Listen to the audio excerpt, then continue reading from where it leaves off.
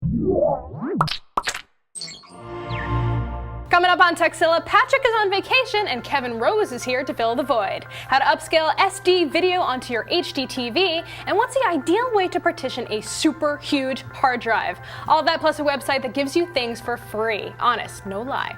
So put out the do not disturb sign, lock the door, and crack open a can of beer, because Techzilla starts now.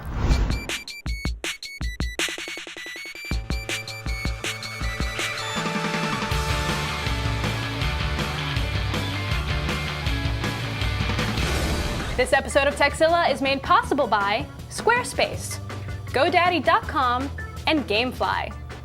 I'm Veronica Belmont. And I'm Kevin Rose. Welcome to Techzilla, hands-on reviews of the latest tech and how to make the most of the gear you already own. Whether you're a beginner or tech support for your friends and family, if you've got a question about launching a startup, faster computers, digital cameras, or the safest food at the Las Vegas Convention Center, we've got an answer. And if we don't, we'll track down someone who does. So hey, thank you for coming in today and covering for Pat. I'm glad to be here. We've never hosted anything together. That's true. It's like I see you on the internet, and that's about it. I know him from the internet. That's right. How's Dig going? Good. Good. Keeping busy, rolling out new features. Sometimes well accepted, sometimes not so much.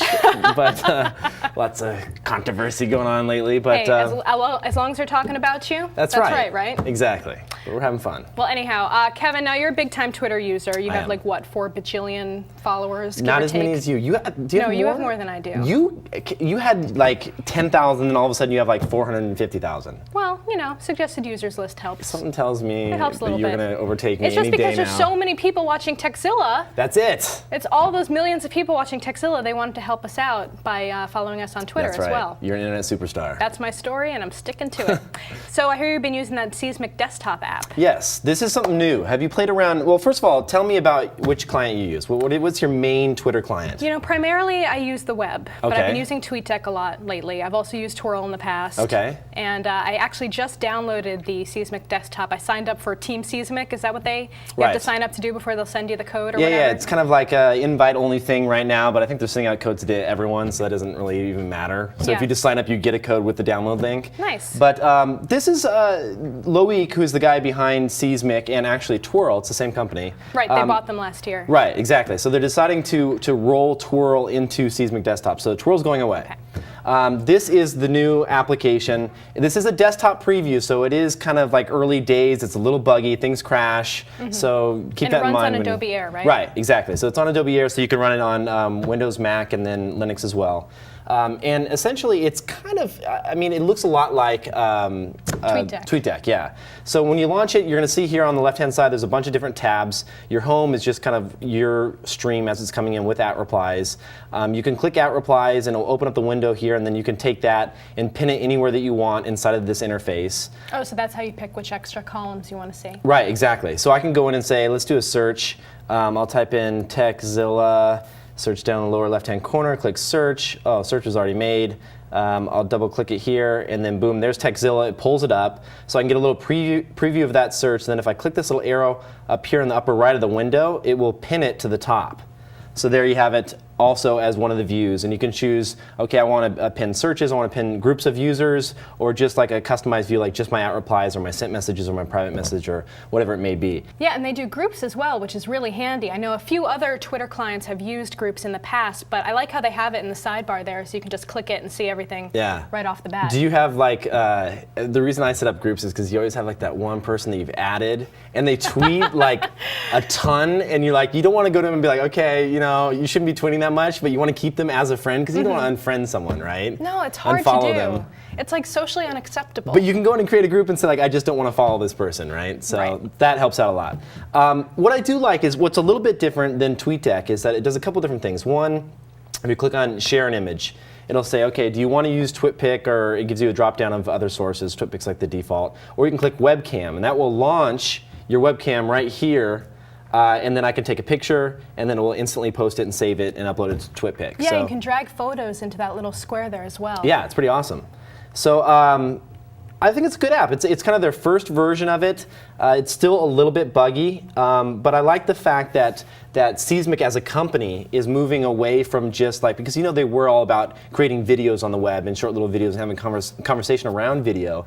And they've really embraced Twitter and said, okay, the conversation is happening on Twitter, why not build around that? And so I think that you're going to see the ability to record videos and a bunch of other stuff coming. That's what my next question was going to be, is I was hoping that they were going to do more integration with Seesmic as a website. Right. As opposed to just having it be a Twitter client alone. Being able to record videos. I see they have the webcam support already. It'd be pretty easy to just record a little Seesmic video, have it posted to your Seesmic page, and then also post to Twitter at the same time with the app. Yeah, absolutely. I mean, I think that if there was anything that we were onto at Pounce, is that people want to share more than just short messages. Right. Like they want to have media and other things that go around that conversation. And I think applications like this are going to enable you to do just that. So, they're starting off with just sharing of still images, but if they add video and files would be awesome too. I really hope that somebody adds files. But that opens up a whole can of whoop ass right there. You just never know whoop ass every once in a while. What's going to happen. With that whole worm thing that went around this weekend. Yes. With Did you get infected? I didn't. I stayed away because I don't click on too many people's profiles. I pretty much just stayed on my page. Was that the deal? Is you had to visit someone's profile? Because it's insecure the way that they had you could put URLs into the About Me section. Right. So you could put then, I believe, JavaScript into that. And then just by clicking the page, you would get infected. Right. So that was a no-no. I've dodged like 3 of those. Like I've seen anytime I open up Twitter and all of a sudden it's like, check out my rating, check out my rating, check out my rating, and all of my friends have done it. I'm like, I'm not sure if I'm going to click that, right? I'm really you just wary never of anything know. now where you have to put in your password or username. Unless I've seen like a bunch of people use it successfully and not reporting any problems, then maybe I'll do it. But it just freaks me out now. The only thing I would love to have them change in this application is to let you customize the colors. Ah, yes. Skinning would be nice. You know what? It's kind of drab. Who's that? I think it was Loic that we were talking. I don't want to give away any of his features, but that would be a nice thing to have. Somebody told me, and then basically I believe skinning is coming, and it would be cool if it supported some standard for skinning. Yeah. You know what I mean? There's a lot of. Yeah, I don't know too much about how Adobe Air works in terms of being able to do that kind of customization, but I imagine people could tweak around a little bit and add it eventually. Play with the transparency levels too, that'd be kind of cool, semi-transparent, kind of floating there. Well, definitely a nice alternative to TweetDeck and other things that are out there right now. Yeah, I think that the good news is that TweetDeck really was the first one to come up with this style of interface with the different windows going through it. With Seesmic Desktop and a few of the others out there that are coming out, I've seen a couple other ones. I saw Tweety for the first time for the desktop OS app. 10. Oh, that's awesome, because I use Tweety on my iPhone. Have you seen it? No, I haven't seen it yet. I'll show you a little preview of it. I couldn't show it off today because the developer doesn't want to. It's like early days, but it's sick. So. Fantastic. Cool. Well, coming up, we answer a question about getting PDFs on your e-reader. Trust me, it's way more interesting than it sounds. Let's thank one of today's sponsors, Squarespace, and here to tell you more about them is one of our amazing interns, Tyler Howarth. Hey Tekzilla fans, I'm Tyler Howarth, an intern here at Revision 3, and I'm here to talk about Squarespace. I'm sure you've all heard about Squarespace's excellent WYSIWYG editor, their fancy templates, their excellent customer service, the list goes on and on. But did you know that plenty of large-scale sites use Squarespace as well? Kevin Rose, Sarah Lane, Alex Albrecht, Mark Echo even uses Squarespace to host and serve his content. That's because Squarespace is built to scale. Kevin Rose's blog has hit the front page of Digg multiple times, and Squarespace hosting holds up in the most frightening amount of traffic. Every Squarespace site, even the lowest level, is built to scale and will never go down because of surges in traffic. It helps me sleep at night knowing that my personal site will always be up and live on the interwebs just how it should be. Because Squarespace is cool and down with the Zilla, they're giving fans 10% off of the life of their membership. Just use the promo code TEKZ when you sign up for your account. So remember, for all your website needs, check out Squarespace. Welcome to this week's freebie download pick. A free program that we find useful, fun, or incredibly interesting. This week, Revo Uninstaller. Tired of poorly written programs festering on your Windows system because they don't have an uninstaller? Had it with stubborn applications that still linger about in the registry even after they've been uninstalled? Then you, my friends, need Revo Uninstaller. This third-party uninstallation utility does many of the things Windows' own Add Remove feature won't. Just right-click and select Uninstall. Of course, some programs are like a wine stain on a white carpet. They just don't want to leave. That's when you have Revo Uninstaller roll up its sleeves for some deep file search and registry action and identify all the entries related to that install.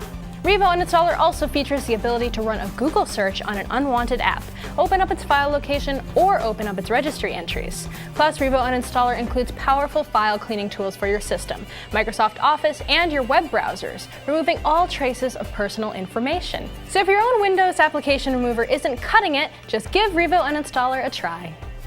All right, you up for answering some questions about Kindle and PDFs? How hard are these questions? I have not done a live-ish question like this in a long time. They're pretty hard. Are they? They're pretty hard. I'll try one. Let's do it. Let's do one. Hard. All right, well, Lawrence out in Aberdeen, Scotland sent us in this video mail. Hey Patrick and Veronica, this is Lawrence from Aberdeen in Scotland.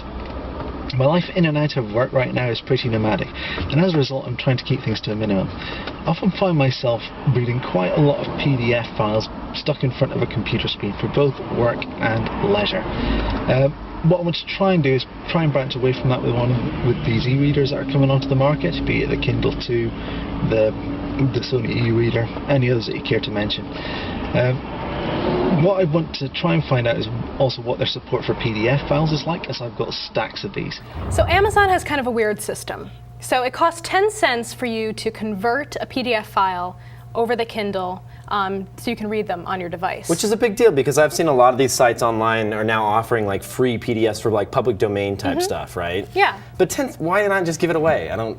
Yeah, so this is how it works. So you have an attachment sent to your Kindle's email address, so name@kindle.com, whatever your username is on your Kindle. It will be converted and delivered wirelessly to your Kindle for a charge of 10 cents per document. Bandwidth charge, conversion charge, what are they saying? So they have a whole area that tells you how to convert for free, which is really bizarre. So if you're not in a wireless area or want to avoid the 10-cent fee, according to Amazon, you can send attachments to name, that's your username, at free.kindle.com to be converted and emailed back to your computer at the email address that you have on your account. So then you can transfer using USB from your computer. So I guess it's the difference between getting it wirelessly. Right. But is it really that much of a hassle for you to plug it in? It's like 10 cents worth of hassle? Yeah, I mean, they must be, they're buying this wireless from someone, right? They don't own the wireless WhisperNet or whatever it is, so they're probably paying some type of bandwidth fee, so they figure 10 cents will offset that. I don't know, who knows? But there are a lot of programs that'll let you get around that whole paying the 10 cents fee. It's a recession, 10 cents is a lot of money, it adds up. If you don't have a job and you're reading a lot, you don't want to have to waste all that money on getting the PDFs for 10 cents. Do you have the Kindle? We have one at home, but I don't get to use it all that often. Oh, that sucks. I'm saving up for one. So there's the Auto Kindle ebook converter, and you can get that at download.cnet.com. Then there's the Savory Hack, which is pretty cool. There's a whole system for getting PDFs directly onto your Kindle. You can also convert using Mobi Pocket Creator. That's for Windows only. You can get that at iReaderReview.com. There's a section on that. And then for Mac, there's Stanza, which I've actually heard isn't that great. Like, it doesn't work all that well. I haven't tried it personally because, like I said, I don't use the Kindle all that often. But you can give it a shot and see how it works. Otherwise, I guess you're stuck with the 10-cent fee. 10 cents is... If you want to get it wirelessly. Yeah. Or you can do the free version. I'll It pay the doesn't 10 make any sense. 10 cents. Pay the 10 cents, though. Get it? It doesn't make any sense. Yeah, that was good. Want to make me happy? Send us in a video question. Just record yourself in front of a video camera asking a question no longer than 15 seconds. Try to keep it down there. Upload your question to YouTube and email us a link with video question in the subject line. Super easy, so try sending us in one today. Our next question comes from Steve out of New Mexico. Steve writes, I just bought a Seagate Barracuda 7200 RPM 1.5 terabyte hard drive. That's 1,500 gigabytes. That's a lot of gigabytes. And I was wondering what is the best way to divide up the drive into smaller partitions or just go for the gusto and leave it as one gigantic media storage mega partition. What are the pros and cons of each? Well, Steve, that's a very good question. What do you do? How do you partition? I don't usually tend to partition external drives. It's a very personal question. I know. I'm like a little uncomfortable answering that. I keep them just as one big drive. Yeah, I do too. Yeah. I used to do the whole two partition thing, and I know a lot of people out there, they'll go, okay, this is my OS, kind of maybe half the drive, maybe a little bit more, maybe a little bit less, depending on how much data you have. Right. And then this is where I put all my music, all my documents, everything else. And the reason that you used to do that is because the OS, over a year or 2 or 3 years, all of a sudden, you know, a new version of Windows comes out, or something where you just want to blow away the entire operating system and start from scratch.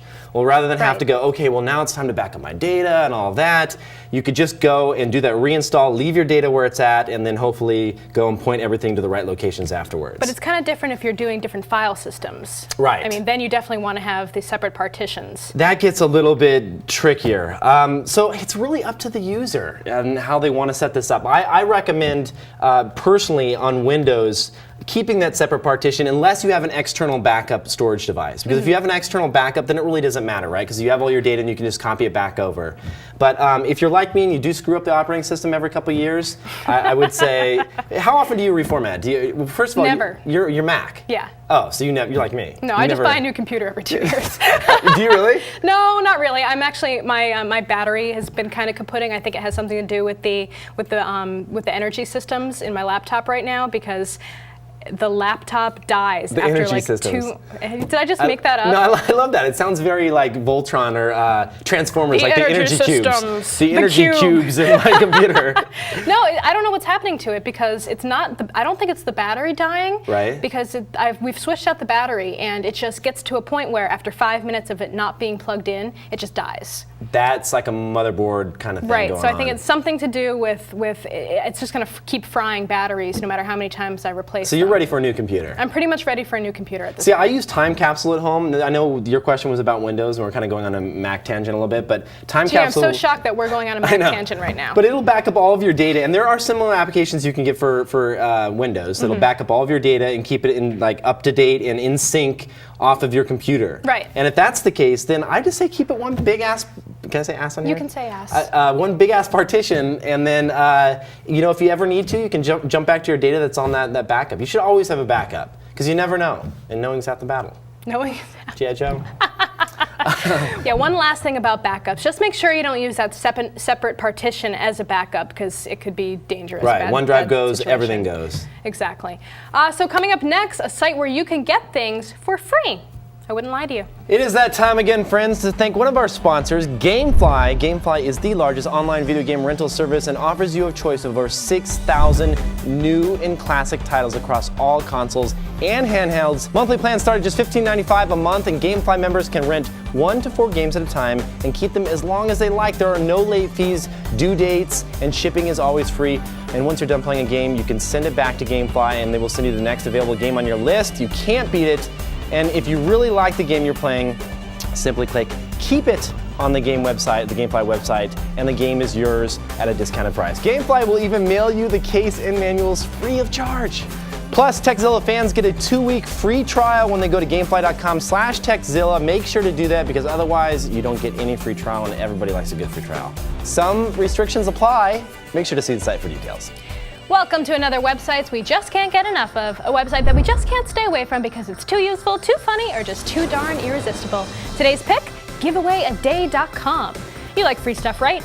How about a new piece of totally free, totally legal software every day? Giveawayoftheday.com is the blog for you. Giveaway works with software developers to showcase an app by making it free for download, either just for the day or for as long as the developer agrees to. Along with the basic info like operating system and user ratings, it also gives a short review and a list of features, so you know what you're getting before you hit the download button.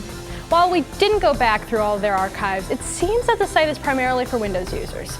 You can subscribe to their newsletter for a preview of what will be available that week, or follow them on Twitter to get daily updates. And if you're really feeling the giveaway love, you can add their ticker to your own website, so your readers can get in on the deals as well. So if you've been waiting for the software equivalent of Woot.com, except totally free, get your fix at giveawayaday.com. So Veronica, I understand you guys get this type of question a lot. People who want to know the best way to get the best quality video onto YouTube. Right. You know, Because they've all got good sources. We all got good sources. We got our flip cameras now, and digital cameras have been doing it forever. Right. Have you seen that new, the 5D? The Canon 5D? Yeah, that takes video, How right? amazing That's is that pretty video? cool. I want one of those so bad. They're awesome. They're all like right. $5,000. They are like $5,000. You guys, you have a products Maybe department. we should get one for review. Yeah, exactly. Yes, That's a what I'm review saying. Get unit. one in, review that thing. Fantastic. Long-term review. Yeah, I'll get on it. Exactly. I'll get on it. All right, so we got 2 questions about the same thing. One is from Aaron, and another one is from Farouz. Aaron writes, is there any good Windows applications for encoding video files into the FLV format, which is, of course, Flash? I'm using YouTube, and every time I upload a video, the FLV version looks like ass. I'm certain this is because YouTube servers encode the video in the quickest and dirtiest way possible. I want to do the encoding myself. Then Farouz wrote, I'm into video production, but recently I wanted to upload some of my videos on my website and other sites such as YouTube with high quality. I noticed Tekzilla's videos are converted into Flash and they look very sharp and fast to download. Can you explain how your team converted them into Flash videos? What codec or tools do you guys use? Asks Farouz from BC. Ah yes, getting the best video out of Flash, especially on YouTube. That's a tough one because I mean they have HD options now for viewing videos on YouTube. Yes. Well, it's high quality. It's Right, not they call it high necessarily quality. HD. Is it actually HD? They're saying it is? Or? No, it's not really HD. Yeah, it you can looks get like HD it. on Vimeo. on Vimeo and a few of the other file sharing sites, video sharing sites rather. But that's beside the point. We're talking about YouTube. Well, before we get too far here at Revision 3, we use the following. We use Episode Pro from Telestream. It's a multi-format encoding tool that allows us to do multiple encode formats, not just Flash. But for Flash, our settings are VP6 for profile, 2-pass CBR. We set the bit rate at 1200 kilobits per second. The frame rate is set to 29.97 frames per second, and the output resolution is 640 by 360. And then for audio, it's 128 kilobits per second through the lame MP3 encoder in stereo with a sample rate of 44.1. I love how you just knew that right off the top of your head. Yeah, I have That's it memorized. amazing. You got those settings all memorized. That's awesome. I have to, it's my audio background and video production background. I figured as much. I just absorb it and regurgitate it very easily. Can I say one thing about Vimeo? What? Because I am a fan of Vimeo. Do you have a Vimeo account? Yeah. I like the fact that for pro users, and like some, like I have to get money somehow, they charge a little extra for the pro account. They do the 2-pass encoding. The HD on Vimeo looks amazing. It does look really good. And you get priority encoding, meaning that you'll kind of skip the line. You know how sometimes when you upload Oh a my video. God, I don't have a pro account. I have a regular account. So when I do my one HD video upload a month, Right. it takes like 2 hours. Right, exactly. Like it takes normally literally 2 hours. When you get the pro account, it's like 5 minutes and you're done. I know. Maybe it's worth it. How much is it a month? I don't know. They hooked me up with a free account. Oh, of course they did. Sorry. Anyway, you were saying though about Vimeo. Yes, I love Vimeo. That's all I had to say. That was it. It's high quality. It looks really good. It's It better does look quality really than good. YouTube. Like if you're looking for a place to archive and store your videos, I love the fact that when you go back to Vimeo, they allow you to download the source video. Right. So it's like, oh, I uploaded this, but I want my friends to be able to download the raw source. You can go in there and turn that option on for your friends. So it's pretty cool. Yeah, Blip TV also has pretty good HD video usability. There's a few sites out there that do that, but Vimeo is probably my favorite. You say Vimeo. Vimeo. I say Vimeo. Vimeo. Vimeo. It's named after the small woodland creature.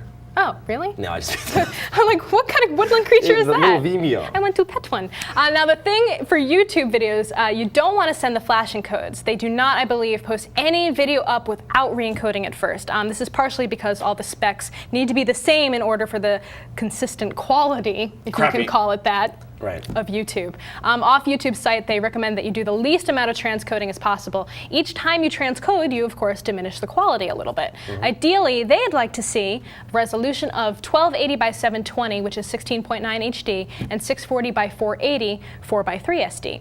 There's no required minimum resolution. In general, the higher resolution, the better, and HD resolution is preferred. You know, you put good stuff in, you tend to get better stuff coming out the other side. Now, what about bitrate? Well, I'm glad you asked. There's actually no minimum value for bitrate. Video should be optimized for resolution, aspect ratio, and frame rate rather than bitrate. And then, of course, frame rate, which is another important one, of course. The frame rate of the original video should be maintained without resampling. Pull down and other frame rate resampling techniques are definitely strongly discouraged by YouTube. And then for codecs, you can use a few different ones. H.264, MPEG-2, or MPEG-4 are, of course, preferred. And as for audio, MP3 or AAC audio formats encoded at a 44.1 rate should be fine. You'll notice a good portion of the specs are highly dependent on the source video. The resolution, the frame rate, the bit rate, the specs of your source video will determine how you encode for YouTube. Gotcha. I heard actually it was really good to do H.264 because when they actually, YouTube will take the video and convert it to H.264 so that it's playable on the iPhone. Yeah, and that's so a like good if you one. start in H.264, they don't have to do some crazy kind of transcode into another codec. Well, that's why when the iPhone first came out and there was the YouTube functionality built in, there wasn't a huge library because they Right. did have to go back and Re-encode. re-encode everything that hadn't been posted in the right way. Right. But hey, don't send them in an FLV, as probably one of the less ideal formats to use. And for heaven's sake, avoid the multiple transcodes if possible. Like we said, the more you do, the more it'll look like crud. Yep, Yeah. no doubt. There's more to come, including your viewer questions, but before we do that, GoDaddy.com. If you want to make an impact online, GoDaddy.com has what you need with .com names as low as just $1.99 plus world-class hosting, fast and easy website builders, and much more. Your website visitors, prospects, and customers are wary of websites and online businesses that aren't what they claim to be and worried that their personal and financial information might fall into the wrong hands. Turn your visitors' concerns into a competitive advantage with an ironclad protection of a GoDaddy.com secure certificate. Plus, enter the code TECH4 when you check out and you will save an additional 15% off any order of $75 or more. Now remember, some restrictions apply, so see site for details. Get your PC internet over at GoDaddy.com. Looking for a magical blend of taste and refreshment? Then My Custom Tea, Veronica's Berry Zinger, is just the thing. Check it out at www.adagio.com/Texzilla. Adagio also has teapots, teaware, and tons of other unique loose leaf teas. A tin of Veronica's Berry Zinger and an Ingenuity teapot would make a delightful gift for Grandpa or anyone else in your family that likes tea. Get your tea on at www.adagio.com/Texzilla. Now, we all know about upscaling DVD players and how they can help resolve issues with playing, your standard def DVDs on a high definition set. Right. But here is an interesting question from Steve about upscaling other sources other than DVDs. It's Steve Day. Steve Day. We've had lots of Steve Steves number today. two, Is this Steve yeah. number 2? Mm-hmm. Steve number 2 writes, DVDs can upscale to 1080i or 1080p, and you can get one for $40. Is there a device that can upscale my composite or S-video connection 480i coming up from my TiVo to 1080i or 1080p upscaled HD? Yes, but they are a little bit on the expensive side if you want a really good one. Yeah, I've always wondered, is it really worth it? Or should you just figure out, just bite the bullet and say, okay, you know what, it's going to look crappy no matter what. It is crappy resolution to begin with. How much better is it really going to get? I mean, it kind of makes it, I've never seen, I guess the reason I say this, I've never seen a really good high quality HD scaler. Have you seen? Well, I haven't seen any personally, but I think what he's looking for is like a standalone video upscaler. Right. And they're super big among videophiles who want to squeeze the best out of SD sources and put them out to HD TV, like DVDs, laser discs, which people still collect avidly and play all the time. There's a huge community out there for Do laser you discs. do you have a Laserdisc player? No, not I have now. a theory for why Laserdiscs never took off. What's that? It is because, okay, well, they're huge. For they're one. huge, for one. Number two, you can't buy porn on them. Well, you can, but nobody wants to walk outside with like a huge porn laser disc. That's a good theory. DVDs, it's kind of smaller, it's more discreet. No, you know, yeah. And even VHS is smaller. That was just my theory. No, I'm glad you came up with that theory. Thank you. So that was it. Cheap video scalers tend to be like line doublers or quadruplers. Basically, they double or quadruple the video lines to bump up SD to HD resolution. High-end scalers do the same thing, but they also process the video. So they do deinterlacing, remove artifacts and all that mosquito noise, just overall enhance the whole picture of it better than the lower-end ones do. They're often powered by high-end processors from companies like HQV that provide their chips to other vendors for projectors, players, and video processors. Just be warned, of course, as we mentioned, that an SD signal even scaled up to HD will still look pretty crappy as compared to 720 or 1080 material. Yeah, I had a bunch of old DVDs and I was like, oh, do I really want to get rid of these? And I was like, you know what, I'm just going to buy Blu-ray, forget it. Like, it's not worth it just for me to go and replace get an upscaler and then it's kind Do of you really crappy. rewatch enough stuff that I you would want don't. to buy that over? You know, I used to have like a huge collection of DVDs, and then I decided like with Blu-rays, I'm just gonna pick the ones I'm absolutely gonna watch over and over, which so far has only been like, what's the one with the Earth and Planet Earth? Oh, right. No, that's really good. That's definitely, we've talked about that on the show all Planet the Earth time, is how like my awesome Planet favorite Earth thing is. of all time. It's the best. But anyway, guys, you can get a pretty decent video scaler from a number of online companies. Like Geffen has one for about $300. They won't be the same league as the $1,000 plus models, unfortunately, but you might want to peruse the forums at sites like AVS Forums for a model that'll suit your needs best. As to one for $40, you'll need to look on eBay or Craigslist. What you get what you pay for. Yeah, absolutely. At the end of the day, you get what you pay for. Sorry about that. You ready for one final email? I am. Steve's back. Well, Steve maybe as an Android. Android. Android 6011 emails in.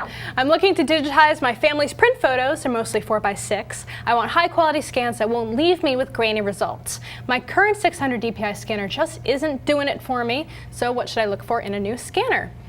Yeah, 600 DPI is definitely kind of on the low end of things. I mean, that's probably better suited for doing PDFs or text documents that you want to scan. Yeah, absolutely. I don't think I've seen like a 600 DPI scanner since like CompUSA was around. Well, I mean, even if you have like a 300 DPI, you can still scan photos. Right. It'll look It's okay. email quality, right? Yeah. It's for sharing with a friend or something like that. But it's not like I want to blow this up, I want to make something, I want to frame it for my house. You Or know. print it out Yeah, again yeah. in a bigger size. You want to go higher. For photo scans like that, you probably want to go around 2400 by 3200 DPI and up. You also need to realize that small photos, when you have them in your hand, they probably look okay. But once you scan them in, you start seeing the graininess and the low quality nature of the photo that you've originally scanned. And if you want to blow up those 4x6 ones into a poster or larger, it's going to be kind of an issue. Yeah. Our brains kind of fill in the gaps between the crappy graininess to make it a fluid image. Do you have a lot of old photos that you still haven't scanned in yet? I have like a whole You know what? case of them. Like Not that. really. Are you serious? I scanned in most of the photos I care about already. I used to take pictures of my poodle, and I have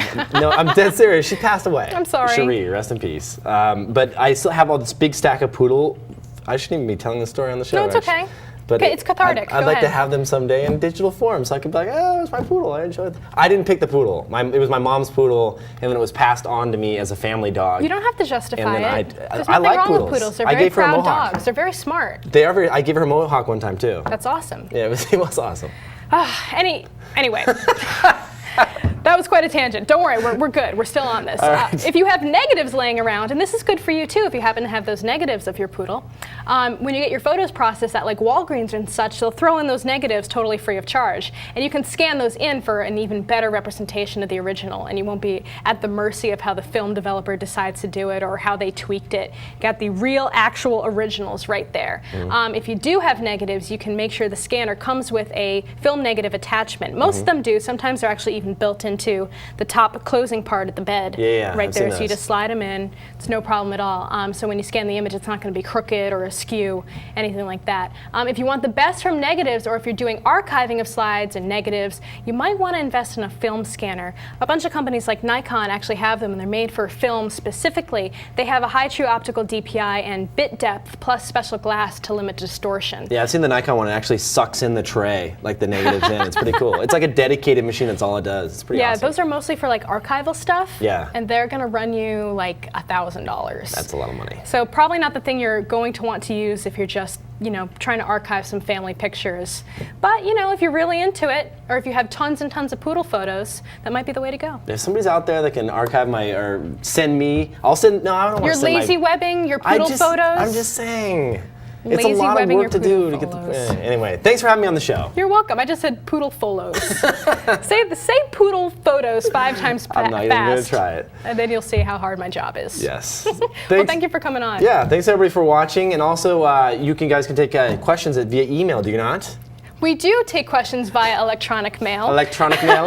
Techzilla at revision3.com. Tech help, product reviews, how-tos. You ask us, we'll do it, but we need those emails. So don't be shy. Send them on in. Or even better, send us in a video question. Think of all the fun you can have and the admiration of all your friends and family when they see your mug on our show. Just keep it to 15 seconds, upload that puppy to YouTube, and send us a link in an email with video question in the subject line.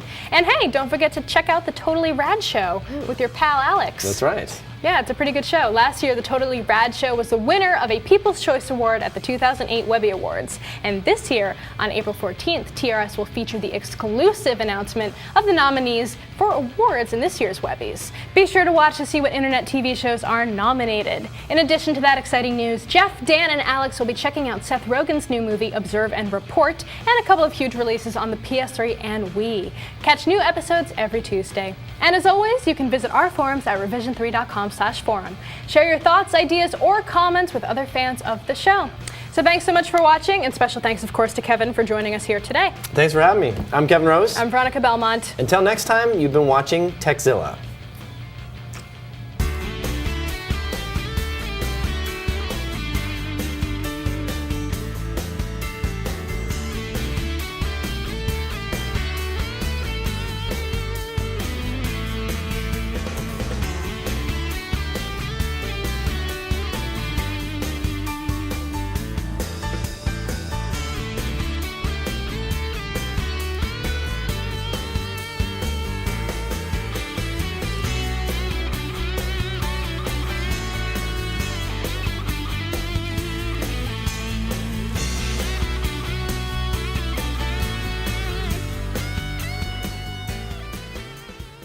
And if you're not in a wireless area or would like to convert, why am I being so poopy today? I'm out of practice because I was gone last week. I can't talk now.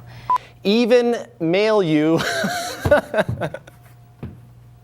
They'll send you mails if you're looking for men. Careful with hitting the table. Sorry, am I? I like the table. Summer Chicks and Supply Society for details. That was fast. You tend to get better stuff coming out the other side. Now, what about bit rate? Sorry. All right. Well, Kevin. I thought it would be funny if we did it. So what about bit rate? Well, stop it. Sorry. Fascinating. You didn't find that fascinating. Let me do this one more time. All right, ready? How can I do this without being joking about it? I gotta be a little joking about it, right? All right, fine. All right. All right. All right. So. Sometime. Sorry, last time, and then we're done. Here we go. I'm sweating a little bit. So what about bit rate? Math is hard. Shopping's fun. Shopping's fun. Math is hard. I hate math, unless it has to do with sales. Then I'm really good at it.